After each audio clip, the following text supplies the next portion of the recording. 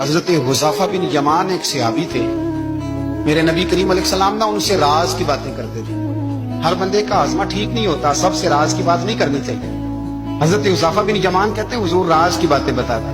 مدینہ منورہ میں جو منافقین تھے ان کی لسٹ بھی نبی پاک نے حضرت حذیفہ بن یمان کو دی تھی۔ جب کوئی مشکوک آدمی مر جاتا نا تو صحابہ کہتے ہیں ہم دیکھتے اگر حضرت حذیفہ نے جنازہ پڑھا ہے تو ہم بھی جنازہ پڑھ لیتے۔ نبی پاک نے بھی کچھ جنازے نہیں پڑھے، ترمذی میں ہے، فرمایا عثمان سے جو بغض رکھے اس کا جنازہ نہیں پڑھیں گے۔ حضرت حذیفہ بن یمان اگر جنازہ پڑھتے تو لوگ پڑھتے، وہ نہ پڑھتے تو لوگ جنازہ نہ پڑھتے۔ حضرت حذیفہ بن یمان کہتے ہیں جناب عمر فاروق کی خلافت کے آخری ایام تھے، کچھ دنوں کے بعد وہ شہید ہو گئے۔ فرماتے آدھی رات کا وقت تھا، میں گھر میں سویا تھا بڑا بے فکر، اچانک میرے دروازے پہ دستک ہوئی، میں گھبرا کے اٹھا، اتنی رات کو کون آیا؟ اتنے قربان جاؤں، دروازے پہ گیا تو امیر المومنین فاروق اعظم دروازے پہ۔ میں نے کہا عمر کوئی حکم تھا تو مجھے بلا لیتے۔ کہنے لگے میں نا امیر بن کے نہیں آیا، تیرا ویر بن کے آیا ہوں۔ امیر المومنین کی حیثیت سے سرکاری کام سے بلاتا تو وہاں بلاتا، مجھے ایک ذاتی کام پڑ گیا۔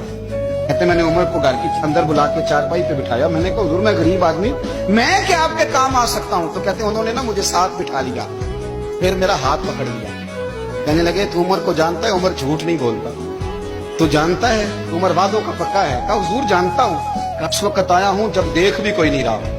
حضرت حذیفہ بن یمان کہتا ہوں پریشان ہو گیا، حضور پہلیاں نہ بجھوائے، مہربانی کر بتائیں کدھر آئے ہیں؟ حضرت عمر فاروق فرمانے لگے 62 سال کا ہو گیا ہوں، 63 میں چل رہا ہے، داڑھی سفید ہو گئی ہے، بل پک گیا، اٹھ فریدہ ستیا، داڑھی آ گئی دور، اگا نیڑے آ گئے، پیچھا رہ گئی دور، اب قبر اشر کا معاملہ صاف نظر آنے لگا ہے۔ کہا حضور مجھ سے کیا چاہتے ہیں؟ حضرت عمر رو پڑے، کہنے لگے آج میں عشاء کے بعد نکلا ہوں تو نبی پاک کے صحابہ مجھے نیک کہہ رہے تھے، پھر میں نے بچوں کی ماں سے اور بچوں سے بھی پوچھا ہے، وہ بھی مجھ سے راضی ہیں۔ اور حذیفہ تیرے ساتھ نبی پاک راز کی باتیں کرتے تھے، سچ بتا کہیں عمر کا نام منافقوں میں شامل تو نہیں؟ سچ بتا ان منافقین میں تو شامل نہیں، کہیں اوپر سے تو نہیں سارا کچھ؟ حضرت حذیفہ بن یمان کہتے ہیں میں باپ کے مرنے پہ اتنا نہیں رویا جتنا عمر کے سوال پہ رویا۔